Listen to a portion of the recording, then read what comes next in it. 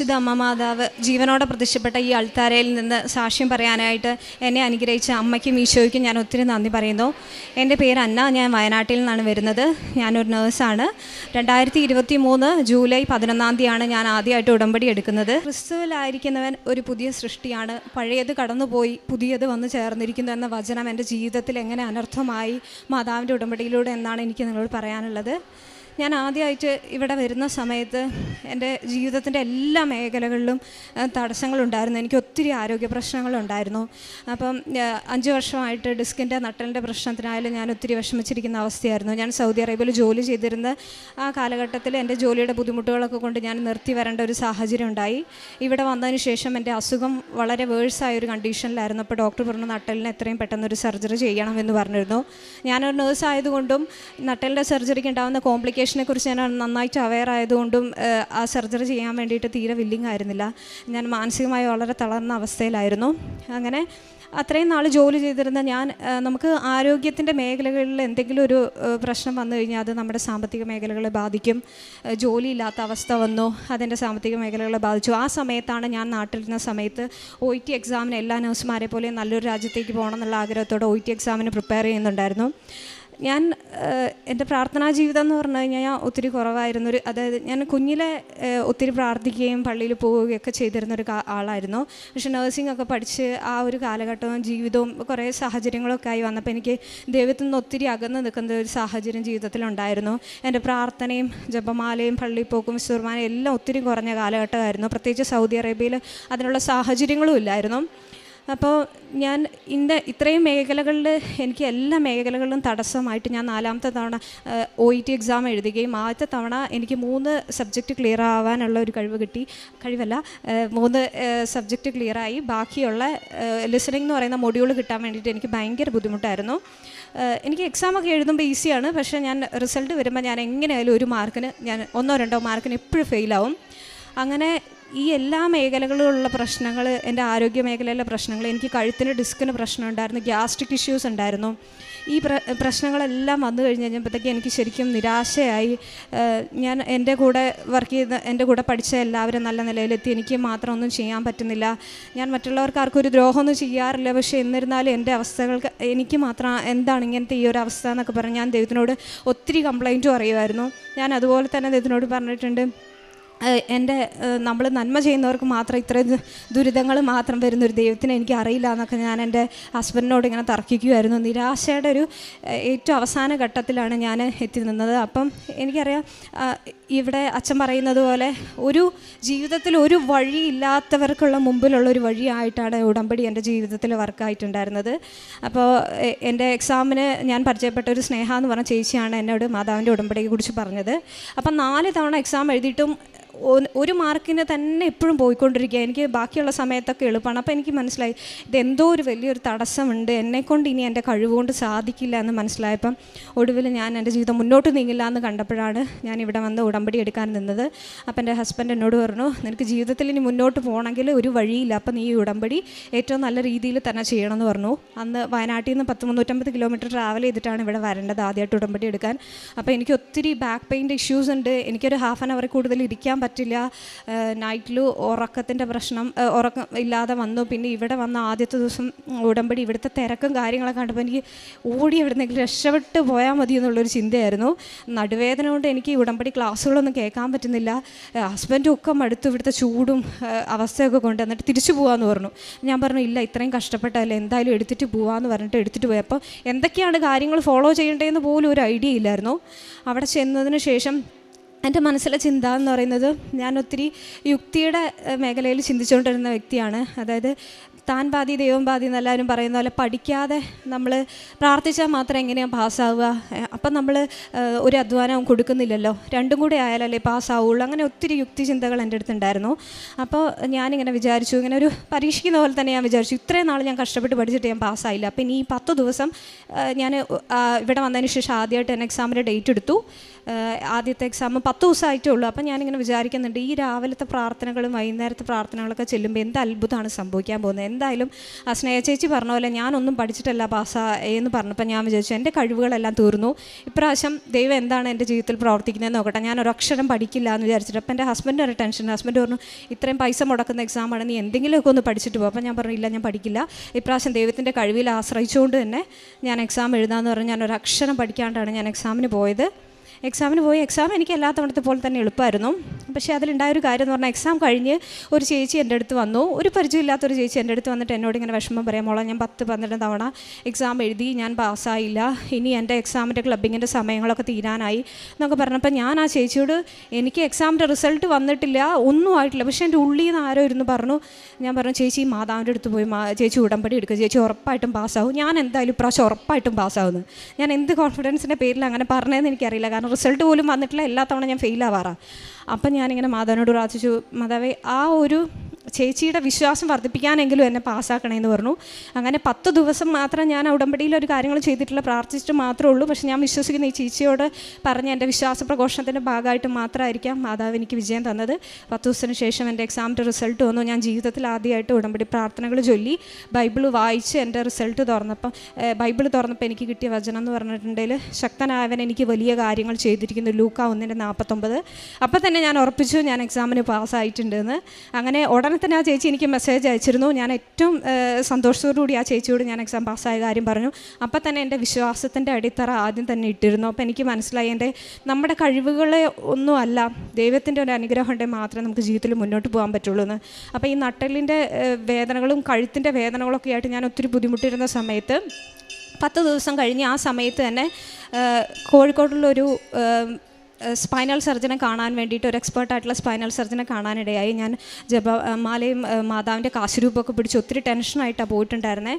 അപ്പോൾ ഡോക്ടറെ കണ്ടു കഴിഞ്ഞപ്പോൾ ഡോക്ടർ പറഞ്ഞു, സ്പൈനൽ കോഡിന് സെൻട്രൽ കനാലിൻ്റെ നാരോയിങ് ഒന്നുമില്ല, അതുകൊണ്ട് സർജറി ഒന്നും ചെയ്യേണ്ട ആവശ്യമില്ല, ഒരു കൺസർവേറ്റീവ് മാനേജ്മെൻറ്റിൽ കാര്യങ്ങൾ ഇതായിക്കോളൂ എന്ന് പറഞ്ഞു. അപ്പം ഇതെനിക്ക് വലിയൊരു ആശ്വാസമായിരുന്നു. അതാണ് രണ്ടാമത്തെ കാര്യം. മൂന്നാമത്തെ, എൻ്റെ കഴുത്തിൻ്റെ ഡിസ്കുകൾക്ക് പ്രശ്നമായിട്ട് ഒരു തവണ കഴുത്ത് തിരിക്കാൻ പറ്റാതെ എന്നെ ആ പൊസിഷനിൽ ഞാൻ അനുഭവിക്കാൻ പറ്റുന്നതിൻ്റെ ഏറ്റവും ഹയസ്റ്റ് പെയിനിൽ ഞാൻ നിന്ന സമയത്ത് എൻ്റെ ഹസ്ബൻഡ് അതേ പൊസിഷനിലെടുത്ത് ഹോസ്പിറ്റലിൽ കൊണ്ടുപോവുക ചെയ്തത്.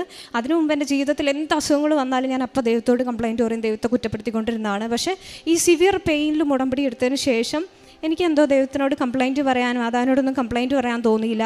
ഇതെനിക്ക് തന്നിട്ടുള്ള വേദനയാണ്, ഞാൻ അനുഭവിക്കണം എന്നുള്ളൊരു ചിന്ത എന്നിൽ വന്നു. അതെൻ്റെ ഒരു വല്ലാത്തൊരു ചിന്തയായിരുന്നു. എന്നിട്ട് വേദനകൾ അവിടെ നിന്ന് പോയി ഇഞ്ചക്ഷനൊക്കെ എടുത്തിട്ടാണ് കഴുത്ത് തിരിഞ്ഞത്. അപ്പോൾ എൻ്റെ ഏറ്റവും വലിയ വിഷമം എന്ന് പറഞ്ഞു കഴിഞ്ഞാൽ, എനിക്ക് ബൈബിൾ വായിക്കാൻ പറ്റുന്നുണ്ടായിരുന്നില്ല, കഴുത്ത് മുന്നോട്ട് കുനിക്കാൻ വയ്യ, ഒരു കാര്യങ്ങളും ചെയ്യാൻ വയ്യ. നമുക്ക് നോർമൽ ആക്ടിവിറ്റി ചെയ്യണമെങ്കിൽ നമ്മുടെ കഴുത്ത് നടുവൊന്നും ഇല്ലാതെ നമുക്ക് പറ്റില്ല. അപ്പോൾ ഞാൻ ഒരു ദിവസം ഇങ്ങനെ ഇരുന്ന് കരഞ്ഞിട്ട് പറഞ്ഞു, പലതവണ ഞാൻ പ്രാർത്ഥിച്ചിട്ടുണ്ട്, എനിക്ക് ഡെയിലി ആക്ടിവിറ്റി പോലും ചെയ്യാൻ പറ്റില്ല എന്ന് പറഞ്ഞ് പ്രാർത്ഥിച്ചപ്പോഴൊന്നും എൻ്റെ അസുഖത്തിനൊരു മാറ്റം വന്നിട്ടില്ല. പക്ഷേ ഞാൻ ഒരു ദിവസം കരഞ്ഞ് പ്രാർത്ഥിച്ചു, മാതാവേ എനിക്ക് ബൈബിൾ പോലും വായിക്കാൻ പറ്റുന്നില്ല, ഞാൻ എങ്ങനെ ബൈബിൾ വായിക്കുന്നു പറഞ്ഞ് കരഞ്ഞ ഒരു ദിവസം ഉണ്ടായിരുന്നു. പക്ഷേ പിന്നെ എന്താണെന്നറിയില്ല, കഴിഞ്ഞ് ഈ 2 വർഷങ്ങളായിട്ട് എനിക്ക് അതുപോലെ ഒരു കഴുത്തിൻ്റെ വേദന ഇന്നേ വരെ അനുഭവപ്പെട്ടിട്ടില്ല. ഞാൻ ഉറപ്പായിട്ടും വിശ്വസിക്കുന്നു എൻ്റെ പ്രാർത്ഥന കൊണ്ട് മാത്രമാണ് മാതാവ് ആ ഒരു വേദന എൻ്റെ എടുത്ത് മാറ്റി തന്നതെന്ന്. പിന്നെ ഈ ഇത്രയും പ്രശ്നങ്ങളായിട്ട് ഞാൻ വിചാരിച്ചുകൊണ്ടിരുന്നത്, ഞാൻ പ്രാർത്ഥിക്കുന്നുണ്ടല്ലോ എന്നൊരു ചിന്തയായിരുന്നു. പക്ഷേ എൻ്റെ ജീവിതത്തിലെ ഏറ്റവും വലിയ കുറവ് എന്ന് പറഞ്ഞാൽ പ്രാർത്ഥനയായിരുന്നു എന്ന് മനസ്സിലാക്കിയ സമയങ്ങളായിരുന്നു അത്. ഞാൻ ഒത്തിരി നിരാശ നെഗറ്റീവും പറഞ്ഞുകൊണ്ടിരുന്നായിരുന്നു ഈ സാഹചര്യങ്ങളൊക്കെ. പക്ഷേ രണ്ടാമത്തെ ഉടമ്പടി എടുത്തപ്പോഴത്തേക്കും ഹസ്ബൻഡ് എന്നെ ഒത്തിരി സപ്പോർട്ട് ചെയ്തിട്ടുണ്ട്. ആ സമയത്ത് രണ്ടാമത്തെ ഉടമ്പടി എടുത്ത സമയത്ത് ഹസ്ബൻഡ് എന്നെ വളരെ അത്ഭുതകരമായിട്ട് എന്നോട് പറഞ്ഞു തുടങ്ങി, നീ എന്ത് നെഗറ്റീവായിട്ടുള്ള കാര്യങ്ങൾ, എന്ത് പ്രതിസന്ധി വരുമ്പോഴും ഇത്ര പോസിറ്റീവായിട്ടാണല്ലോ സംസാരിക്കുന്നതെന്ന്. അപ്പോൾ എനിക്ക് തന്നെ ഞെട്ടലോടെ ഞാൻ മനസ്സിലാക്കി, എൻ്റെ ഉള്ളിലുള്ള എല്ലാ നെഗറ്റീവ് എനർജികളും പോയിട്ടുണ്ട്. ഞാൻ വചനം പറയാൻ തുടങ്ങി. അതായത് ബൈബിളൊക്കെ വായിക്കാനായിട്ട് ഒരു 5 മിനിറ്റ് പോലും ബൈബിൾ വായിക്കാൻ ബുദ്ധിമുട്ടുള്ള ഞാനാണ്. അപ്പോൾ എൻ്റെ ഹസ്ബൻഡ് ആ കാര്യങ്ങളിലൊക്കെ എൻ്റെ വിശ്വാസത്തിൻ്റെ ഇതിൽ ആദ്യത്തെ മാസങ്ങളിൽ ഒത്തിരി എന്നെ സപ്പോർട്ട് ചെയ്തിരുന്നു. കാരണം ഞാൻ 2 വർഷമായിട്ട് കുമ്പസാരിക്കാതെ ഇരുന്നൊരു വ്യക്തിയാണ്. അപ്പോൾ ഞങ്ങളുടെ തമ്മിൽ ഒരു ദിവസം ഒരു കോൺവെർസേഷൻ ഉണ്ടായി. ഇങ്ങനെ വിശുദ്ധ കുർബാനയെക്കുറിച്ച് സംസാരിച്ചപ്പം ഞാനിങ്ങനെ പറഞ്ഞു, ഞാൻ വിശുദ്ധ കുർബാന വെറുതെ ഇങ്ങനെ സിനിമ കാണാൻ പോകുന്ന പോലെ പോവുക, എനിക്ക് വിശുദ്ധ കുർബാന സ്വീകരിക്കുന്ന സമയത്ത് മാത്രമേ ആകെ ഒരു ഫീലുള്ളൂ, അപ്പോഴാണ് ഞാൻ ഏറ്റവും കൂടുതൽ ഒന്ന് പ്രാർത്ഥിക്കുന്നത്. എനിക്കൊരു അനുഭവം ആവാറില്ല വിശുദ്ധ കുർബാന എന്ന് പറഞ്ഞപ്പോഴത്തേക്കും.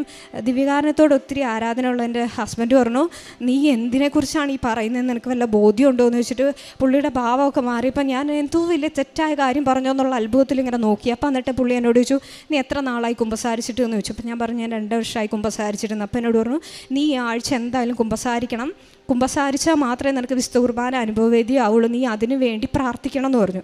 അപ്പോൾ മാതാവ് ആരിലൂടെയോ പറയുന്ന പോലെ എനിക്ക് ഫീൽ ചെയ്തു. എനിക്ക് ആദ്യമൊക്കെ ഞാൻ കുമ്പസാരത്തിനെക്കുറിച്ച് വിചാരിച്ചുകൊണ്ടിരുന്നത്, അതായത് നമുക്ക് ദൈവത്തിനോട്, അതായത് നമ്മളൊക്കെ മനുഷ്യരൊക്കെ ബലഹീനരാണ്. അപ്പോൾ ഒരാഴ്ച ഇപ്പം നമ്മൾ എന്തൊക്കെ തെറ്റുകൾ ചെയ്താലും അടുത്ത ആഴ്ച നമ്മൾ എന്തൊക്കെ അത് ചെയ്യാതിരിക്കാൻ ശ്രമിച്ചാലും വീണ്ടും നമ്മൾ ആ തെറ്റുകളൊക്കെ ചെയ്യും. എന്നിട്ട് പിന്നെയും ദൈവത്തിൻ്റെ അടുത്ത് പോയി ഞാനിങ്ങനെയൊക്കെ ചെയ്തു എന്ന് പറഞ്ഞ് വീണ്ടും പറയുന്നതിനോട്, അങ്ങനെ ഒരു ലോജിക്കിനോട് എനിക്കൊരു താല്പര്യമില്ലായിരുന്നു. പിന്നെ ഞാൻ വിചാരിച്ചത് ദൈവത്തിനോട്, ഈശോയോട് നമുക്ക് നേരിട്ട് പറഞ്ഞാൽ പോരെ, നമുക്ക് എന്തിനാ ഒരു മധ്യസ്ഥൻ, അങ്ങനെയൊക്കെ ചിന്തിച്ചിരുന്നൊരു കാലഘട്ടം ഉണ്ടായിരുന്നു. എന്നിട്ട് ഞാൻ ആദ്യമായിട്ട് ഞാൻ എൻ്റെ മാരേജ് ചെയ്ത പള്ളിയിൽ ഇന്നേ വരെ എവിടെയാണ് കുമ്പസാര കൂടുമെന്ന് പോലും എനിക്കറിയില്ലായിരുന്നു. ഇവിടുന്ന് അച്ഛൻ ബാക്ക് സൈഡിൽ നിന്നാണ് വരുന്നതെന്ന് അറിയാം, പക്ഷേ ഫ്രണ്ടിൽ നിൽക്കുന്ന നമുക്ക് ഒരിക്കലും കാണാൻ പോലും പറ്റില്ലായിരുന്നു. അപ്പം അന്ന് ഞാൻ ആഗ്രഹത്തോടെ കുമ്പസാരിക്കാനുള്ള ആഗ്രഹത്തോടെ പ്രാർത്ഥിച്ചപ്പോൾ അന്ന് ആദ്യമായിട്ട്, അത്രയും വർഷം ഞാൻ ആ പള്ളിയിൽ പോയിട്ട് അന്ന് ആദ്യമായിട്ട് അച്ഛൻ ഒരു അറിയിപ്പ് പറയുകയാണ്, ഫ്രണ്ടിലെ പള്ളിയുടെ 2 സൈഡുകളിലും 2 പച്ച ലൈറ്റുകൾ കത്തും, ആ പച്ച ലൈറ്റുകൾ കത്തുന്ന സമയത്ത് അച്ഛൻ കുമ്പസാരിപ്പിക്കാനായിട്ട് അവിടെ വന്നിരുന്നു എന്നാണ് അതിനർത്ഥം എന്ന് പറഞ്ഞപ്പോൾ എനിക്ക് ഉറപ്പായിട്ടും മനസ്സിലായി ഞാൻ കുമ്പസാരിക്കാനായിട്ട് ദൈവം എല്ലാ വഴികളും ഒരുക്കുന്നുണ്ടെന്ന്. അന്ന് ആദ്യമായി ജീവിതത്തിൽ ഞാൻ കരഞ്ഞുകൊണ്ട് എൻ്റെ പാപങ്ങളെല്ലാം ഏറ്റു പറഞ്ഞ് കുമ്പസാരിച്ചു. അന്ന് ജീവിതത്തിൽ ആദ്യമായിട്ട് എനിക്ക് വിശുദ്ധ കുർബാന ഒരു അനുഭവമായി തീർന്നു. പിന്നീടുള്ള എൻ്റെ ജീവിതത്തിൽ എൻ്റെ പ്രാർത്ഥനയ്ക്കായിരുന്നു ഏറ്റവും കൂടുതൽ. ഞാനിവിടെ ആദ്യത്തെ ദിവസം 6 നിയോഗങ്ങൾ എഴുതിയിടണമെന്ന് പറഞ്ഞപ്പോൾ ഞാൻ പ്രാർത്ഥനയുടെ നിയോഗ സിസ്റ്റർ എഴുതാൻ പറഞ്ഞപ്പോൾ ഞാൻ പറഞ്ഞു, ഞാൻ മനസ്സിൽ വിചാരിച്ചു, എനിക്ക് ഒത്തിരി കാര്യങ്ങളുണ്ട്, പ്രാർത്ഥനയുടെ നിയോഗം എന്തിനാ എഴുതുന്നത്, അതൊക്കെ നടന്നോളൂലേ, അത് എഴുതേണ്ടെന്ന് വെച്ചാൽ ഞാൻ എഴുതിയില്ല, കാരണം എനിക്ക് അത്ര ജീവിത പ്രശ്നങ്ങളുണ്ടായിരുന്നു. പക്ഷേ മാതാവ് എൻ്റെ ജീവിതത്തിൽ ഏറ്റവും കൂടുതൽ അനുഗ്രഹിച്ചത് എൻ്റെ പ്രാർത്ഥനയിലാണ്. ജപമാല ചൊല്ലാൻ ഒത്തിരി മടിയായിരുന്ന ഞാനാണ്. എനിക്ക് ഭൗതികമായിട്ട് ഒത്തിരി നേട്ടങ്ങൾ കിട്ടിയിട്ടുണ്ട്, പക്ഷേ അതിനേക്കാളും കൂടുതൽ ഇപ്പോൾ ദൈവസ്നേഹത്തിൽ നിന്നുകൊണ്ട് എനിക്ക് ഈശോയുടെ മാതാവിനുള്ള കാര്യങ്ങൾ പറയാനാണ് ഏറ്റവും താല്പര്യം. ജപമാല ചൊല്ലാതിരുന്ന ഞാൻ, മടിയായിരുന്ന ഞാൻ, ഇന്ന് ഈ കഴിഞ്ഞ 2 വർഷമായിട്ട് ഒരിക്കൽ പോലും ജപമാല മുടക്കിയിട്ടില്ല. ആ ഒരു ദിവസം എന്നുള്ള ജപമാല അടുത്ത ദിവസം 2ആയി 3ആയി 4ആയി ജപമാല ചൊല്ലി ഞാൻ ഏത് വഴിക്ക് പോയിട്ടുണ്ടോ അവിടെയൊന്നും അത്ഭുതകരമായിട്ട് തടസ്സങ്ങൾ മാറിപ്പോകുന്നതായിട്ട് എനിക്ക് മനസ്സിലായി. പിന്നെ ബൈബിൾ വായിക്കുക എന്ന് പറയുന്നത് അത്രയും ബുദ്ധിമുട്ടായിരുന്നു. അപ്പോൾ ഹസ്ബൻഡിനോട് പറഞ്ഞു, നീ 1 മാസം തുടർച്ചയായി ബൈബിൾ വായിച്ചു നോക്ക്, ഭയങ്കര പൈശാചികതയാണ്, ആ പൈശാചികത നീ 1 മാസം തുടർച്ചയായി വായിച്ചാൽ വിട്ടുപോകുമെന്ന് പറഞ്ഞു. അങ്ങനെ 1 മാസത്തിന് ശേഷം ഞാൻ ബൈബിൾ വായിക്കാൻ കഷ്ടപ്പെട്ടിട്ടാണെങ്കിലും ബൈബിൾ വായിക്കാൻ തുടങ്ങി. അത് വായിക്കാൻ തുടങ്ങിയോടെ എൻ്റെ ജീവിത പ്രശ്നങ്ങളിൽ ഏറ്റവും കൂടുതൽ വചനത്തിലൂടെ ഈശോനോട് സംസാരിക്കുന്നതായിട്ട് എനിക്ക് തോന്നിയിട്ടുണ്ട്. ചില സമയത്ത് നമുക്ക് ജീവിതത്തിൽ ആരും ഇല്ല എന്നൊരു തോന്നൽ വരുമ്പോൾ ഈശോനെ കെട്ടിപ്പിടിച്ച് നമ്മളോട് വിഷമിക്കേണ്ട എന്ന് പറയുന്നതായിട്ടുള്ള വചനങ്ങൾ എൻ്റെ ജീവിതത്തിൽ ഒത്തിരി വന്നിട്ടുണ്ട്. പിന്നെ ഞാനാണെങ്കിൽ എൻ്റെ ഫാമിലിക്കും അതുപോലെ തന്നെ പാരൻസിനും ഒക്കെ ഇമ്പോർട്ടൻസ് കൊടുക്കുന്ന ഒരാളായിരുന്നു. ഫാമിലി എന്ന് പറയുന്നത് എനിക്ക് ഭയങ്കര ഒരു പ്രയോറിറ്റി ആയിരുന്നു, അപ്പോൾ ബാക്കി എല്ലാത്തിനേക്കാളും. അപ്പോൾ അതുകൊണ്ട് തന്നെ എൻ്റെ ഫാമിലിയിൽ കുറേ പ്രശ്നങ്ങൾ, അതുപോലെ തന്നെ ഫിനാൻഷ്യൽ പ്രോബ്ലങ്ങൾ, ഹെൽത്ത് ഇഷ്യൂസൊക്കെ ഉണ്ടായിരുന്നു. അപ്പോൾ ഇതിനെ ഓർത്ത് എനിക്ക് ഒത്തിരി വേദനിക്കേണ്ടി വന്നിട്ടുണ്ട്. പക്ഷേ ദൈവം എന്നെ മനസ്സിലാക്കി തന്നു, നിനക്ക് ഞാൻ തന്നതാണ് അപ്പനും അമ്മയൊക്കെ, അവരെക്കാളും നിൻ്റെ ദൈവത്തിന് നീ 1-ാം സ്ഥാനം കൊടുത്തില്ലെങ്കിൽ ഇവരെ ഓർത്ത് ഒത്തിരി വേദനിക്കേണ്ടി വരും എന്നുള്ളൊരു ബോധ്യം എനിക്ക് ബോധ്യപ്പെടുത്തുന്നു. ഈശോയ്ക്കും അമ്മയ്ക്കും 1-ാം സ്ഥാനം കൊടുത്ത് എൻ്റെ ജീവിതത്തിൽ ഞാൻ എന്ന് പ്രാർത്ഥിച്ചു തുടങ്ങിയോ അപ്പോൾ എൻ്റെ ജീവിതത്തിൽ എല്ലാ പ്രശ്നങ്ങളും മാറി. എനിക്ക് ജീവിതത്തെക്കുറിച്ചുള്ള ടെൻഷനുകൾ ഒത്തിരി മാറിയായിരുന്നു. പിന്നെ അതേപോലെ തന്നെ ഇങ്ങനെ ടെൻഷനും കാര്യങ്ങളൊക്കെ കൊണ്ട് ഒത്തിരി ഗ്യാസ്ട്രിക് ഇഷ്യൂസ് ഉണ്ടായിരുന്നു. അപ്പോൾ ഞാൻ ഒരു തവണ ഡോക്ടർ പറഞ്ഞു, ഒരു കൊളോണോസ്കോപ്പി എൻഡോസ്കോപ്പി ഒക്കെ ചെയ്തു നോക്കണം, ബയോപ്സിക്ക് വിടണം എന്നൊക്കെ പറഞ്ഞിട്ട് ഭയങ്കര ടെൻഷൻ അടിച്ചിരുന്നൊരു കാലഘട്ടം ഉണ്ടായിരുന്നു. ഞാൻ മാതാവിൻ്റെ ഉടമ്പടി തൈലവും ഉപ്പും ഒക്കെ പിന്നെ ഉപയോഗിച്ചിട്ടാണ് ഞാൻ കൊളോണോസ്കോപ്പിക്കൊക്കെ പോയത്. ജപമാലയൊക്കെ കൈ പിടിച്ച് മാതാവിൻ്റെ രൂപം പിടിച്ചാണ് പോയിരുന്നത്. അപ്പോൾ കൊളോണോസ്കോപ്പി റിപ്പോർട്ട് വന്നപ്പം ബയോപ്സി റിപ്പോർട്ടിലൊക്കെ ഞാൻ നല്ല ടെൻഷൻ അടിച്ചിരുന്നത്. പക്ഷേ അതിലൊന്നും ഒരു കുഴപ്പവും ഇല്ല എന്ന് പറഞ്ഞ് മാതാവ് എന്നെ അനുഗ്രഹിച്ചു. പിന്നെ OET പാസ്സായതിൻ്റെ ഭാഗമായിട്ട് ഞാൻ അടുത്ത ഇതിലേക്ക് ന്യൂസിലൻഡിൻ്റെ പ്രോസസ്സ് തുടങ്ങി. കാരണം എനിക്ക് ക്ലബിംഗ് സ്കോർ കിട്ടിയത് കൊണ്ട് തന്നെ. അപ്പോൾ ന്യൂസിലൻഡിൻ്റെ പ്രോസസ്സ് ഞാൻ തുടങ്ങിയപ്പോൾ പെട്ടെന്ന് കാര്യങ്ങൾ നടക്കുന്നതായിരുന്നു. പക്ഷേ പെട്ടെന്ന് എടുക്കേണ്ട പ്രോസസ്സ് ഒത്തിരി നാൾ വൈകി, 1 വർഷത്തോളം എടുത്തു. പക്ഷേ ഞാൻ പോയ ഒരു വഴികളിൽ എനിക്കൊരു തടസ്സം ഉണ്ടായിരുന്നില്ല. എൻ്റെ ലോണ് 12 ലക്ഷത്തോളം രൂപ വെറും 3 ദിവസം കൊണ്ടാണ് എനിക്ക് പാസ്സായി കിട്ടിയത്. എൻ്റെ പാസ്പോർട്ട് എല്ലാം പെട്ടെന്ന് ശരിയായി. ഒരിക്കലും ഈ 2024 അവിടെ ന്യൂസിലൻഡിൽ ക്യാബ് കോഴ്സ് നേഴ്സായി ഞാൻ ഒരു ക്യാബ് കോഴ്സ് ചെയ്യാൻ വേണ്ടിയിട്ടാണ് പോകാനിരുന്നത്. അവിടെ അഡ്മിഷൻ കിട്ടില്ല എന്ന് വിചാരിച്ചെടുത്ത് ഞാൻ ആഗ്രഹിച്ചത് ഏറ്റവും പൈസ കുറഞ്ഞൊരു കോളേജിൽ അഡ്മിഷൻ കിട്ടാനായിരുന്നു. ആ കോളേജിൽ മാതാവ് അനുഗ്രഹിച്ച് എനിക്ക് കഴിഞ്ഞ മെയ് മാസത്തിൽ കുറച്ച് ഡിലേ ആയെങ്കിലും ഒത്തിരി പ്രോസസ്സ് ഉണ്ട്. ന്യൂസിലൻഡിൻ്റെ പ്രോസസ്സ് ചെയ്യുന്ന നഴ്സുമാർക്കറിയാം. ഓരോ പ്രോസസ്സും നമ്മൾ വല്ലാതെ അതിൻ്റെ ടൈം ലാഗിനെ വല്ലാതെ ഇതാക്കുന്നതാണ്. അപ്പം മാതാവിൻ്റെ സമയച്ചുരുക്കമൊക്കെ എൻ്റെ വിസയുടെ സമയത്ത് നടന്നു. ഒരിക്കലും ഒരു ന്യൂസിലൻഡിൻ്റെ വിസ, അതും ഹസ്ബൻഡ് വൈഫിൻ്റെ വിസ 4 ദിവസം കൊണ്ട് വരിക എന്ന് പറയുന്ന അസാധ്യമായിട്ടുള്ള കാര്യമാണ്. എനിക്ക് 4ാമത്തെ ദിവസമാണ് ന്യൂസിലൻഡിൻ്റെ വിസ മാതാവ് സമയച്ചുരുക്കത്തിൽ തന്നത്. അപ്പം അതിന് സാക്ഷ്യം പറയാൻ ഞാൻ വന്നിരുന്നു കഴിഞ്ഞ ജൂണിൽ പോകുന്നതിന് മുമ്പേ. പക്ഷേ അന്ന് തിരക്കുകൾ കാരണം എനിക്ക് പറയാൻ പറ്റില്ല, തിരിച്ചു പോകേണ്ടി വന്നു. അതൊത്തിരി വിഷമിച്ചായിട്ടാണ് പോയത്. പിന്നെ ആ സമയത്ത് ന്യൂസിലൻഡിൻ്റെ അവസ്ഥ എന്ന് പറയുന്നത് ജോബ് ഒരു 0 വേക്കൻസിയാണ്. അവിടെ നഴ്സുമാർക്കൊന്നും ജോലിയില്ല. അപ്പം അത്രയും പ്രതിസന്ധി നിൽക്കുന്ന ഘട്ടത്തിലാണ് ഞാൻ പോയത്. പക്ഷേ ഞാൻ വിശ്വസിച്ചൊരു വചനമുണ്ട്, ഏശയ്യാ 66:9, ഞാൻ പ്രസവത്തോളം എത്തിച്ചിട്ട് പ്രസവിപ്പിക്കാതിരിക്കുമോ, ജന്മം നൽകുന്ന ഞാൻ ഗർഭപാത്രം അടച്ചു കളയുമോ. ഞാൻ എത്ര ഡൗൺ ആയിട്ട് വരുമ്പോൾ ഈ വചനം എൻ്റെ ഉള്ളിലേക്ക് വരും. അപ്പം ഞാൻ പറയും, ഇത്രയും നടത്തിയ ദൈവത്തിന്, മാതാവിന് ഒരിക്കലും ഇത് എനിക്ക് ജോലി തരാതിരിക്കാനാവില്ല, എനിക്ക് തരും എന്നൊരു ഉറപ്പായൊരു വിശ്വാസം ഉണ്ടായിരുന്നു. എന്നാലും ഒരു ടെൻഷൻ ഉള്ളിലുണ്ടായിരുന്നു. എന്നിട്ട് ഞാൻ ന്യൂസിലൻഡിൽ പോയി. അവിടെ ചെന്ന് എൻ്റെ ക്യാബ് കോഴ്സുകളൊക്കെ ഞാൻ മാതാവിനോട് പ്രാർത്ഥിച്ചിരുന്നു. ഞാൻ ഇപ്രാവശ്യം എല്ലാം എൻ്റെ കഴിവിൽ ആശ്രയിച്ചല്ല, മാതാവിൻ്റെ കഴിവിൽ ആശ്രയിച്ചാണ് വരുന്നത്. അതുകൊണ്ട് തന്നെ എനിക്ക് നല്ല മാർക്കോടുകൂടി പാസ്സാകാൻ പറ്റണമെന്ന് പ്രാർത്ഥിച്ചിരുന്നു. മാതാവ് 92% എനിക്ക് ക്യാബ് കോഴ്സൊക്കെ പാസ്സാകാനുള്ള കൃപ തന്നു. 1 മാസത്തിനുള്ളിൽ എൻ്റെ രജിസ്ട്രേഷനൊക്കെ വന്നു. പക്ഷേ പിന്നെ എനിക്ക് മനസ്സിലായൊരു സാഹചര്യം എന്ന് പറഞ്ഞാൽ, ന്യൂസിലൻഡിൽ ഏകദേശം 4000-ഓളം നഴ്സുമാർ രജിസ്ട്രേഷൻ കിട്ടിയിട്ട് ജോലി കിട്ടാതിരിക്കുന്ന ഒരു അവസ്ഥയുണ്ടെന്ന് മനസ്സിലായി കഴിഞ്ഞപ്പം അവിടെ ഒരു ഓസ്ട്രേലിയൻ്റെ ജോബ് ഫെയർ നടന്നിരുന്നു. അതിന് ഞാൻ പങ്കെടുക്കാൻ വേണ്ടിയിട്ട് പോയിരുന്നു. അവിടെ ചെന്ന് കഴിഞ്ഞപ്പോൾ 4000-5000-ഓളം കേരളത്തിൽ നിന്നുള്ള നഴ്സുമാർ ഇത്രയും പൈസ മുടക്കി അവിടെ ചെന്ന് നിൽക്കുന്ന കണ്ടപ്പോൾ തന്നെ ഞാൻ ജീവനം കൊണ്ട് ഓടിപ്പോരാനുള്ളൊരു അവസ്ഥ. അപ്പം ഞാനിങ്ങനെ മനസ്സിൽ വിചാരിച്ച് നിരാശയായി. ഇനി ഇത്രയും പൈസയും മുടക്കി ഇത്രയും കാര്യങ്ങളൊക്കെയായി എനിക്ക് ജോലി കിട്ടാനുള്ള ഒരു സാധ്യതയില്ല എന്ന് മനസ്സിലാക്കിയതിൻ്റെ 2ാമത്തെ ദിവസം ഇനി അവിടെ നിന്ന് പൈസ കളയണ്ടെന്ന് മനസ്സിൽ ഭയങ്കര ഒരു തോന്നലായിട്ട് ഞാൻ ഈ ജോബ് ഫെയറിൽ ചെന്ന് കഴിഞ്ഞപ്പോൾ അത് അത്ര നല്ല ജോബ് ഫെയർ ഒന്നും ആയിരുന്നില്ല. 4000-ഓളം പേരുണ്ട്. ആകെ 1-2 ഒരു 10 പേരെ കുറവിൽ അവരെ എടുത്തിട്ടുള്ളൂ. അപ്പം നമുക്കൊന്നും അങ്ങനത്തെ ഒരു കഴിവില്ല. അപ്പം എന്തായാലും എടുക്കാനുള്ള ഒരു സാധ്യതയില്ല. അപ്പം ഞാൻ തിരിച്ചു പോന്നു കഴിഞ്ഞപ്പം എൻ്റെ ഉള്ളിലൊരു തോന്നലുണ്ടായിരുന്നു, ന്യൂസിലൻഡിൽ ജോലി കിട്ടിയില്ലെങ്കിലും ചിലപ്പം ഓസ്ട്രേലിയൻ രജിസ്ട്രേഷൻ നമുക്ക് എടുക്കാൻ പറ്റും, അവിടുത്തെ ജോലി കിട്ടുന്ന ഒരു ചെറിയ കോൺഫിഡൻസ് എൻ്റെ ഉള്ളിൽ വന്നു പോയിരുന്നു. പക്ഷേ ആ കോൺഫിഡൻസിനുള്ള അടിയായിരുന്നു അടുത്ത ദിവസങ്ങളിൽ. ഞാൻ ഏകദേശം നെക്സ്റ്റ് മന്ത് തൊട്ട് ഏകദേശം 450 ജോബ് ആപ്ലിക്കേഷൻ ഇട്ടിട്ടുണ്ട്. ഒരു ദിവസം ഒരു 25 ആപ്ലിക്കേഷനൊക്കെ ഇടും. പിറ്റേ ദിവസം തന്നെ അതിൻ്റെ റിജക്ഷൻ വരും. എല്ലാ ദിവസവും കാത്തിരുന്ന് ലാസ്റ്റ് ഒക്ടോബർ മാസമൊക്കെ ആയപ്പോഴത്തേക്കും നാട്ടിൽ വന്നപ്പം മറ്റുള്ളവരുടെ ചോദ്യങ്ങൾ, കൊച്ചു പോയിട്ട് എന്തായി, ശരിയായില്ലേ, എക്സാം പാസ്സായില്ലേ, എല്ലാ ദിവസവും പള്ളിയിൽ പോവുകയും ജപമാലയും പ്രാർത്ഥിക്കുകയും ചെയ്തുകൊണ്ടിരുന്ന എനിക്ക് പള്ളിയിൽ പോകാൻ പോലും പറ്റാത്ത അവസ്ഥയായി. നാട്ടുകാരുടെ ചോദ്യം കൊണ്ട് നാണക്കേടോട് പുറത്തിറങ്ങാൻ വയ്യ. ആകെപ്പാടെ എല്ലാവരോടും നമ്മുടെ അവസ്ഥകളൊന്നും പറയാനും വയ്യ. ആകെ പള്ളിയിൽ പോകാൻ പോലും പറ്റാത്ത അവസ്ഥകളിലായി കഴിഞ്ഞപ്പോൾ ഒരു ദിവസം ഒക്ടോബർ മാസമായപ്പം ഹസ്ബൻഡ് പറഞ്ഞു, ഇനി നീ ജോബിനൊന്നും അപ്ലൈ ചെയ്യേണ്ട, ഈ റിജക്ഷൻ കണ്ട് മടുത്തു എന്ന് പറഞ്ഞു. അപ്പം ഞാൻ പറഞ്ഞു, ഒക്ടോബർ 28 അല്ലെങ്കിൽ ആ സമയത്ത് മാതാവിൻ്റെ ജപമാല റാലി നടക്കുന്ന ആ സമയം വരെ ഞാൻ അപ്ലൈ ചെയ്യുള്ളൂ. അതിനുശേഷം ഞാൻ ഒരു ഇൻ്റർവ്യൂവിന് ഞാൻ അപ്ലൈ ചെയ്യില്ല. കാരണം എനിക്കിത് തന്നത് മാതാവാണ്. മാതാവ് എനിക്ക് ജോലി തരുന്ന ഉറപ്പ് വിശ്വാസം ഉണ്ടായിരുന്നു. അങ്ങനെ ഒക്ടോബർ 28 വളരെ അത്ഭുതകരമായിട്ട് എനിക്കൊരു ഇൻ്റർവ്യൂ ഒക്ടോബർ 29 തന്നെ വരികയും, അതുപോലെ എനിക്ക് ഒരു റെഫറൻസാണ് ആദ്യം അവർ അയച്ചിരുന്നത്. അത് ഒരിക്കലും കിട്ടാൻ എനിക്കൊരു സാധ്യതയില്ല. കാരണം എൻ്റെ മുമ്പ് ICUവിൽ വർക്ക് ചെയ്തിരുന്ന ICU മാനേജറുമായിട്ട് ഞാൻ കുറച്ച് കോൺഫ്ലിക്റ്റ് ഇഷ്യൂസ് ഉണ്ടായിരുന്ന കാരണം പുള്ളി അവിടുന്ന് പോകുന്ന കാരണം എനിക്ക് ഒരു സാധ്യതയില്ല ഇത് തരാൻ വേണ്ടിയിട്ട്. പിന്നെ അത് മാത്രമല്ല, എൻ്റെ OET 2 വർഷമായിട്ട് എക്സ്പയർ ആയിരുന്നു. പിന്നെ എനിക്ക് ഈ നടുവേനയും കാര്യങ്ങളൊക്കെ കൊണ്ട് 2.25 വർഷത്തെ ഗ്യാപ്പ് ഉണ്ടായിരുന്നു. പിന്നെ ഒരു 10-15 ലക്ഷം രൂപ പ്രോസസ്സ് ചെയ്തിട്ട് എനിക്ക് ഒരു ഓസ്ട്രേലിയൻ ജോബിന് സ്വപ്നം കാണാൻ പോലും പറ്റുന്നൊരു അവസ്ഥയായിരുന്നില്ല. അപ്പോൾ എൻ്റെ കഴിവിൽ ഒരു കാരണവശാലും കിട്ടില്ല എന്ന് ബോധ്യപ്പെടുത്തിയ സമയങ്ങളായിരുന്നു അത്. എന്നിട്ട് ഒക്ടോബർ 29 മാതാവിൻ്റെ കാശുരൂപവും അതേപോലെ തന്നെ ഉടമ്പടി തൈലമൊക്കെ തേച്ച് ജപമാല കയ്യിൽ പിടിച്ച് ഞാൻ ഇൻ്റർവ്യൂ അറ്റൻഡ് ചെയ്തു. 2 ക്വസ്റ്റ്യൻ അവരെന്നോട് ചോദിച്ചുള്ളൂ. അവർ പറഞ്ഞു 8 മാസത്തോളം പ്രോസസ്സ് എടുക്കും, സെലക്ഷൻ്റെ കാര്യമൊന്നും പറഞ്ഞില്ല, അവർ അറിയിക്കാമെന്ന് പറഞ്ഞു. അപ്പോൾ എനിക്ക് ഭയങ്കര പ്രതീക്ഷയൊക്കെ ആയിരുന്നു. പക്ഷേ നവംബർ മാസം തുടങ്ങി ഒരാഴ്ചയായി, 2 ആഴ്ചയായി, 3-ാമത്തെ ആഴ്ചയായി, ഒരു അനക്കവും ഇല്ല, ഇൻ്റർവ്യൂവിൻ്റെ ഒരു ഫീഡ്ബാക്കുകളും ഇല്ല. ഞാൻ ശരിക്കും പറഞ്ഞു കഴിഞ്ഞാൽ വലിയൊരു നിരാശയിലേക്ക് പോകുന്ന അവസ്ഥയായിരുന്നു. എനിക്ക് ഉറക്കത്തിന് യാതൊരു പ്രശ്നമില്ലാത്ത ആളാണ്, പക്ഷേ ആ മാസത്ത് എനിക്ക് ഉറങ്ങാൻ പറ്റുന്നില്ല. ഞാൻ രാത്രിയൊക്കെ എണീറ്റിരിക്കുന്നു. എനിക്ക് ആഴ്ചയിൽ കുമ്പസാരിക്കാൻ പോകേണ്ട, ഞാൻ എത്ര കുമ്പസാരിക്കാൻ ശ്രമിച്ചാലും എനിക്കതിനുള്ള സാഹചര്യങ്ങൾ ഒരുങ്ങുന്നില്ല. ഭയങ്കര പൈശാചികതയായിരുന്നു. ഞാൻ വിചാരിച്ചു എനിക്ക് എന്തോ അസുഖം ഉണ്ടെന്ന് വിചാരിച്ചാൽ ബ്ലഡ് ടെസ്റ്റൊക്കെ ചെയ്ത് നോക്കി, അതൊന്നും കുഴപ്പമില്ല. ആ മാസം എങ്ങനെ കടന്നുപോയെന്ന് പോലും എനിക്കറിയില്ല. ആ മാസം ഒരു റിസൾട്ടും വന്നില്ല. അപ്പം ഞാൻ മാതാവിനോട് പറഞ്ഞു, മാതാവേ, ഡിസംബർ 7 മാതാവിൻ്റെ പ്രത്യക്ഷീകരണത്തിന് മുൻപ് എനിക്കൊരു മറുപടി തന്നേ പറ്റുള്ളൂ. ഞാൻ പള്ളികളിൽ എല്ലാ ദിവസവും എന്നാലും വിശുദ്ധ കുർബാനയ്ക്ക് പോയിരുന്ന് കരഞ്ഞ് പ്രാർത്ഥിക്കും. ഡിസംബർ ആയി കഴിഞ്ഞ് കഴിഞ്ഞപ്പം ഡിസംബർ 7 മുമ്പ് കറക്റ്റ് അവരുടെ ഒരു റിക്രൂട്ട്മെൻറ്റ് പൂളിലേക്ക് സെലക്ഷൻ വന്നു എന്നുള്ളൊരു മെയിൽ എനിക്ക് വന്നു.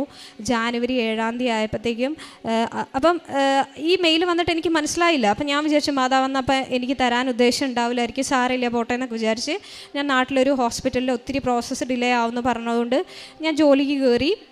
2.25 വർഷത്തിന് ശേഷമാണ് ഞാൻ ജോലിക്ക് കയറുന്നത്.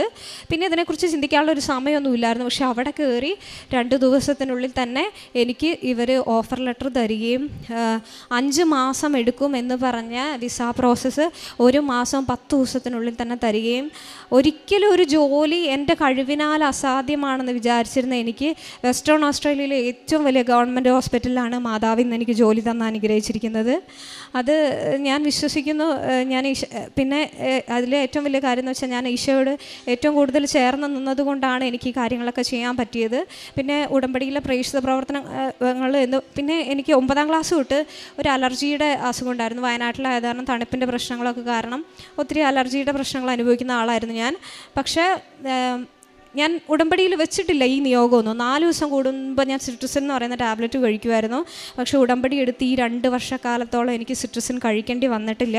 പിന്നെ ഉടമ്പടി തൈലവും ഉപ്പൊക്കെ ഉപയോഗിച്ച് ഞാൻ പ്രാർത്ഥിക്കുമായിരുന്നു. എൻ്റെ കൈകളിൽ 2 അലർജി ഉണ്ടായിരുന്നു. കഴുത്തിൻ്റെ സൈഡിൽ ഇങ്ങനെ അലർജി വരുമായിരുന്നു. എത്ര മെഡിസിൻ കഴിഞ്ഞിട്ട് മാറുന്നില്ലായിരുന്നു. പക്ഷേ കഴിഞ്ഞ ഒരു 6 മാസത്തോളമായിട്ട് അലർജി രോഗങ്ങൾ എന്നെ ബുദ്ധിമുട്ടിച്ചിട്ടില്ല. പിന്നെ ആ കഴുത്തിൻ്റെ വേദനകൾ എനിക്ക് വന്നിട്ടുള്ള ഒത്തിരി രോഗസൗഖ്യങ്ങൾ ഉണ്ടായിട്ടുണ്ട്. പിന്നെ ഞങ്ങളുടെ പുതിയ വീടിൻ്റെ അവിടേക്കുള്ള റോഡ് 5 വർഷമായിട്ട് അത് നന്നാക്കാതെ കിടക്കുമായിരുന്നു. അപ്പം ഞാൻ ആ റോട്ടിലൊക്കെ ആരും ചവിട്ടാത്ത സ്ഥലത്ത് ഉപ്പിട്ട് പ്രാർത്ഥിക്കുമായിരുന്നു. വളരെ അത്ഭുതകരമായിട്ട് 2 ആഴ്ച മുമ്പ് ആ റോഡ് അത്ര നല്ല രീതിയിൽ കോൺക്രീറ്റ് ചെയ്ത് കിട്ടി. പിന്നെ വീട്ടിലെ പറമ്പിലും അതിലൊക്കെ ഇട്ട് വിശ്വാസത്തോടെ പ്രാർത്ഥിക്കുമായിരുന്നു. പിന്നെ ഞങ്ങൾക്ക് ഒരു പഴയ വീടുണ്ടായിരുന്നു, അവിടുത്തെ വാടകയ്ക്ക് ആളെ കിട്ടാനൊക്കെ ബുദ്ധിമുട്ടായിരുന്നു. അപ്പോൾ പപ്പയോട് പറഞ്ഞ വിശ്വാസ പ്രമാണം ചൊല്ലി മാതാവിൻ്റെ ഉടമ്പടി തൈലം വെച്ച് പ്രാർത്ഥിച്ചാലും അവിടെ വാടകക്കാരെ കിട്ടി. അങ്ങനെ ഒത്തിരി ഭൗതികമായിട്ടുള്ള അനുഗ്രഹങ്ങൾ പറഞ്ഞാൽ തീരാത്തത്ര മാതാവ് എനിക്ക് തന്നിട്ടുണ്ട്. പിന്നെ എൻ്റെ പ്രേക്ഷിത പ്രവർത്തനം എന്ന് പറയുന്നത് എനിക്ക് ആ സമയത്ത് തന്നെ OET പഠിപ്പിക്കാനായിട്ട് ഞാൻ പാസ്സായ വിഷയത്തിന് പഠിപ്പിക്കാനുള്ള ഒരു ഭാഗ്യം കിട്ടി. ഏകദേശം 50 ഒരു കഴിവില്ലാത്ത ഞാൻ 50ഓളം സ്റ്റുഡൻസിനെ പഠിപ്പിച്ചിട്ട് ആദ്യത്തെ അറ്റംപ്റ്റിൽ തന്നെ ഒത്തിരി പേർക്ക് റിസൾട്ട് ഉണ്ടാക്കാൻ ഞാൻ തന്നെ 4 തവണ എഴുതി പാസ്സായ ഞാൻ പഠിപ്പിച്ച എത്രയോ പേർക്ക് ആദ്യത്തെ തവണ തന്നെ റിസൾട്ട് ഉണ്ടാക്കാനുള്ളൊരു കൃപ മാതാവ് എനിക്ക് തന്നു. അതുപോലെ തന്നെ ഇവരോടെല്ലാം അക്രൈസ്തവരായിട്ടുള്ള എല്ലാ മതവിഭാഗങ്ങളോടും ഞാൻ മാതാവിനെക്കുറിച്ചും ഇവരെക്കുറിച്ചൊക്കെ പറയുമായിരുന്നു. അവരൊത്തിരി പേര് വന്ന് ഉടമ്പടി എടുത്തിട്ടുണ്ട്, ഒത്തിരി പേര് പാസ്സായിട്ടുണ്ട്. അതൊക്കെ വലിയൊരു അനുഗ്രഹമായിട്ട് ഞാൻ കൊടുത്തു. പിന്നെ എനിക്ക് അപ്പം ഒരു സാലറി കിട്ടിയ സമയത്ത് ഞാൻ എൻ്റെ സാലറിയുടെ ഒരു 10% എനിക്ക് പരിചയമില്ലാത്തവരും അറിയില്ലാത്തവരുമായ രോഗികൾക്ക് ഞാൻ പ്രാർത്ഥിച്ചിട്ട് ആ പൈസ ഞാൻ കൊടുക്കുമായിരുന്നു. അപ്പം ഈശോൻ്റെ സാമ്പത്തിക മേഖലകളെ ഒത്തിരി അനുഗ്രഹിച്ചു. ഒത്തിരി സ്ട്രഗിളിൽ കൂടെ പോയിരുന്ന എനിക്ക് ആ കാര്യപ്രവൃത്തികളുകൊണ്ട് ഒത്തിരി ഈശോയും മാതാവും തന്നു. പിന്നെ ബസ്സിലൊക്കെ പോയി ഞാൻ ഉടമ്പടി തൈലമൊക്കെ ആയിട്ടാണ് യാത്ര ചെയ്യുക. അപ്പോൾ ഒരു ദിവസം ഒരു ചേച്ചിയെയും കൊച്ചിനെയൊക്കെ പരിചയപ്പെടാണ്ടായി. ആ ചേച്ചി ഹോസ്പിറ്റലിൽ പോകാൻ മോളുടെ ഒരു ബ്രെയിന് കംപ്ലയിൻ്റ് ഒക്കെ ആയിട്ട്. അപ്പോൾ ബസ്സിലിരുന്നുകൊണ്ട് തന്നെ ആ കൊച്ചിന് ഉടമ്പടി തൈലം വെച്ച് പ്രാർത്ഥിക്കാനും, അതുപോലെ തന്നെ ഞങ്ങളുടെ വീടിൻ്റെ അടുത്ത് ഒരു അമ്മ മരിക്കാനായിട്ട് 2 വർഷമായിട്ട് തളർന്ന് കിടക്കുമായിരുന്നു.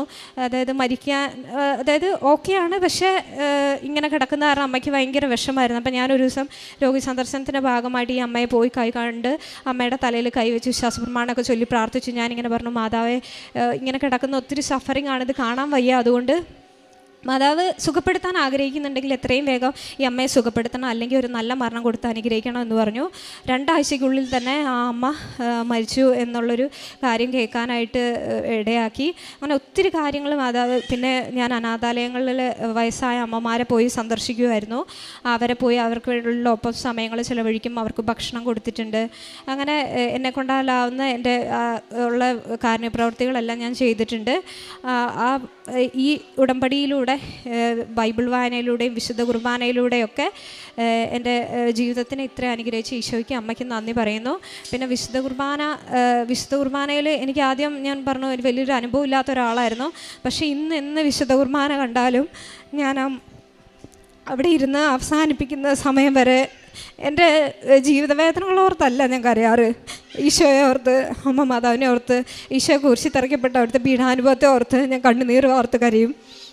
എന്താണെന്നറിയില്ല, അങ്ങനെ ഒരു ദൈവസ്നേഹം. പിന്നെ റോഡുകളിലും ഒക്കെ വയ്യാത്തവരൊക്കെ കിടക്കുന്ന കാണുമ്പോൾ റോട്ടിൽ നിന്ന് തന്നെ എൻ്റെ കണ്ണുകളൊക്കെ നിറയാറുണ്ട്. എൻ്റെ കയ്യിൽ എന്തുണ്ടെങ്കിലും ഞാൻ അവർക്ക് കൊടുക്കാറുണ്ട്.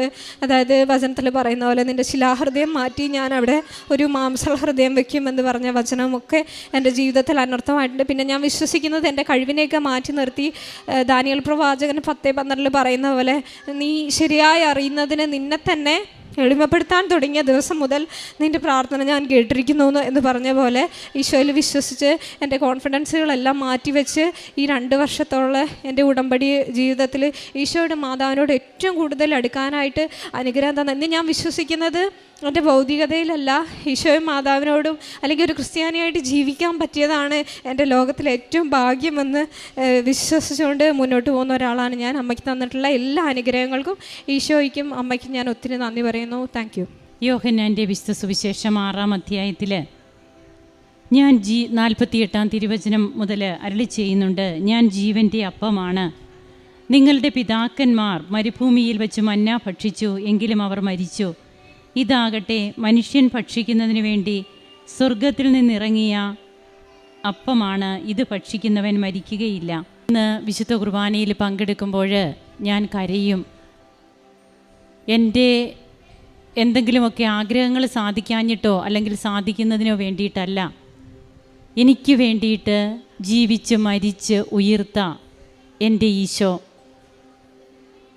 ജീവനുള്ള ദൈവമായിട്ട് എൻ്റെ കൂടെ വസിക്കുന്ന ഈശോ, ആ ഈശോയുടെ സ്നേഹത്തെക്കുറിച്ച് ഓർത്താണ് ഞാനിന്ന് കരയുക. അതാണ് അന്നാപ്പോൾ പറഞ്ഞു നിർത്തുന്നത്. തൻ്റെ ജീവിതം എങ്ങനെയായിരുന്നെന്നും താൻ എങ്ങനെയാണ് ഇന്ന് ഈ തിരുവൾത്താരയിൽ കയറി തൻ്റെ സാക്ഷ്യം പറയാൻ വയനാട് വൈത്തിരിയിൽ നിന്നൊക്കെ ഇവിടെ വന്ന് ഈ മക്കളൊക്കെ സാക്ഷ്യം പറഞ്ഞിട്ട് പോകണമെങ്കിൽ എത്രയോ കിലോമീറ്ററുകൾ യാത്ര ചെയ്ത് ഇവർ വരുന്നു. അപ്പോൾ അത് ഈ മകൾ തന്നെ ഇവിടെ പറഞ്ഞു. ആദ്യം ഉടമ്പടി എടുക്കാൻ വന്നപ്പോൾ എങ്ങനെയെങ്കിലും ഇവിടെ നിന്ന് ഓടിപ്പോയാൽ മതി എന്ന് ഓർത്തിരുന്നു. പിന്നീട് ഉടമ്പടി എടുത്തു, ഒന്നും മനസ്സിലായില്ല. അങ്ങനെയായിരുന്നു തൻ്റെ ഉടമ്പടിയും. എന്നാൽ അതിന് ശേഷം തൻ്റെ ന്യൂസിലൻഡ് OET എക്സാം അത് പാസ്സാകുന്നത് 4 പ്രാവശ്യം ഫെയിലായിട്ടാണ് 5ാമത്തെ പ്രാവശ്യം പാസ്സാകുന്നത്. അതെങ്ങനെ താൻ ഒത്തിരിയേറെ യുക്തിയിൽ ആശ്രയിച്ച് ഇതൊക്കെ നടക്കുമോ, ഇതൊക്കെ സാധ്യതമാകുമോ, ഇങ്ങനെയൊക്കെയുള്ള കാര്യങ്ങളെല്ലാം പറഞ്ഞുകൊണ്ട് നടന്നിരുന്ന മകള്, അതിന് മാത്രം പ്രാധാന്യം കൊടുത്തിരുന്ന മകള്. അതുകൊണ്ടാണ് ഒരു ദൈവ പൈതൽ, ദൈവത്തിൽ ആശ്രയിക്കുന്ന ഒരു ദൈവ പൈതലിന് യുക്തിയും ബുദ്ധിയുമല്ല, അത് ഇന്നിവിടെയുള്ള സാക്ഷ്യങ്ങൾ തന്നെ നമ്മുടെ മുമ്പിൽ നിരത്തുകയാണ്. എന്താണ് ഒരു ദൈവ പൈതലിനെ കൂടുതൽ മുമ്പോട്ട് നയിക്കേണ്ടതെന്ന്. അങ്ങനെ ഉടമ്പടി ജീവിതത്തിലൂടെ ദൈവത്തെ സ്നേഹിക്കാൻ, വിശ്വസിക്കാൻ, ജീവിക്കാൻ ഒക്കെ തനിക്ക് സാധിച്ചു. അതാണ് ഈ മകൾ ഇവിടെ പങ്കുവെച്ചത്. ന്യൂസിലൻഡിലൊക്കെ പോകുന്നുണ്ട്. പോയതിന് ശേഷം പിന്നീട് അവിടെ 4000-ത്തിലധികം പേര് ജോലിയില്ലാതെ നിൽക്കുന്ന ആ ഒരു ശ്വാസം മുട്ടൽ, ഇതിൽ നിന്നെല്ലാം പിന്നീട് തനിക്ക് ഇന്ന് ഓസ്ട്രേലിയയിലേക്ക് പോകുവാനായിട്ട് എങ്ങനെയാണ് തനിക്ക് കഴിഞ്ഞത്? താൻ ഇവിടെ വന്നതിന് ശേഷം 450ഓളം ആപ്ലിക്കേഷൻസ് കൊടുത്തു, ഒന്നിനും ഒരു റിപ്ലൈയുമില്ല. ആ ഒരു അവസ്ഥയിൽ നിന്ന് ഇന്ന് തൻ്റെ ജീവിതത്തെ എങ്ങനെയാണ് ദൈവം തൊട്ടതെന്നും തനിക്കിന്ന് വന്ന ആത്മീയമായ മാറ്റങ്ങൾ തനിക്കുണ്ടായിരുന്ന ഗ്യാപ്പ്, രണ്ട് വർഷത്തിലധികമായിട്ട് ഗ്യാപ്പുള്ള മകള്, ജോലി ചെയ്യാതിരുന്ന മകള്, ആ മകൾക്ക് പിന്നീട് കിട്ടിയ ജോലി ഏറ്റവും നല്ല ഹോസ്പിറ്റലിൽ ഏറ്റവും നല്ല സാലറിയിൽ തന്നെ ദൈവം എടുത്ത് ഉയർത്തി എന്ന് തന്നെയാണ് പറയുക. അതുകൊണ്ടാണ് സങ്കീർത്തനം 89 പറയുന്നുണ്ട്, അങ്ങാണ് അവരുടെ 17-ാം തിരുവചനം മുതൽ, അങ്ങാണ് അവരുടെ ശക്തിയും മഹത്വവും, അങ്ങയുടെ പ്രസാദം കൊണ്ടാണ് ഞങ്ങളുടെ കൊമ്പ് ഉയർന്നു നിൽക്കുന്നത്. കൊമ്പ് ഉയർന്നു നിൽക്കുന്ന വ്യക്തികളാവുകയാണ് ഉടമ്പടി എടുത്ത മക്കൾ. എന്താണ് ഈ കൊമ്പെന്നുള്ളതൊക്കെ നമുക്ക് മനസ്സിലാകും. അതായത് ദൈവസ്നേഹം കൊണ്ട് നിറയുമ്പോൾ നാം മറ്റുള്ളവരുടെ മുമ്പിൽ പീഠത്തിൽ ഉയർത്തപ്പെട്ട ദീപങ്ങളാവുകയാണ്. 2 വർഷത്തിലധികമായ തൻ്റെ കുമ്പസാരം, എന്തിനു കുമ്പസാരിക്കണം, എന്തിനാണിതൊക്കെ എന്നൊക്കെ ചിന്തിച്ച മകള് ഇന്ന് വന്ന ആ മാറ്റം, ഇത് സ്ഥായിയായ ഒരു മാറ്റമാണ്. ഇത് ഒരാഴ്ചത്തെ ധ്യാനത്തിൻ്റെയോ 1 മാസത്തെ ഒരു ധ്യാനത്തിൻ്റെയോ അല്ല. ഇത് 4 മണിക്കൂർ നേരം ഒരു ക്ലാസ് കേട്ട് ഉടമ്പടി എടുത്തതിന് ശേഷം വന്ന മാറ്റം മാത്രമാണ്. അങ്ങനെ മണിക്കൂറുകൾ കൊണ്ട് ഒരു ക്ലാസ്സിലൂടെയൊക്കെ ഉടമ്പടി ജീവിതം നയിച്ച് ആ വ്യക്തികൾ എങ്ങനെയാണ് ഇന്ന് ദൈവം മാത്രം, ദൈവത്തിന് വേണ്ടി മാത്രം, ആ ഒരു ചിന്തയാണ് ഇന്ന് അന്ന പോളിനെ മുമ്പോട്ട് നയിക്കുന്നത്. തനിക്കിന്ന് ഭൗതികമായിട്ടുള്ള നേട്ടങ്ങൾ ഒത്തിരി കിട്ടിയിട്ടുണ്ട്. തൻ്റെ രോഗസൗഖ്യ അനുഭവങ്ങളൊക്കെ അന്ന പോൾ ഇവിടെ പങ്കുവെച്ചു. എന്നാൽ ഇതൊന്നുമല്ല, എനിക്ക് എൻ്റെ ഈശോയെ കിട്ടി, എനിക്കെൻ്റെ നഷ്ടപ്പെട്ടു എന്ന് ഞാൻ കരുതിയ എൻ്റെ കൂദാശ ജീവിതം, വിശ്വാസ ജീവിതം, അതെനിക്ക് തിരികെ കിട്ടി. അതാണ് അന്നയെ ഇന്ന് മറ്റുള്ള വ്യക്തികളിൽ നിന്ന് വ്യത്യസ്തയാക്കുന്നത്. അങ്ങനെ തൻ്റെ ഈശോയ്ക്കും അമ്മയ്ക്കും നന്ദി പറയുന്ന ഈ മകളോടൊപ്പം നമുക്കും കരങ്ങളടിക്കാം, ദൈവത്തെ മഹത്വപ്പെടുത്താം. യേശുവേ നന്ദി, യേശുവേ സ്തുതി, യേശു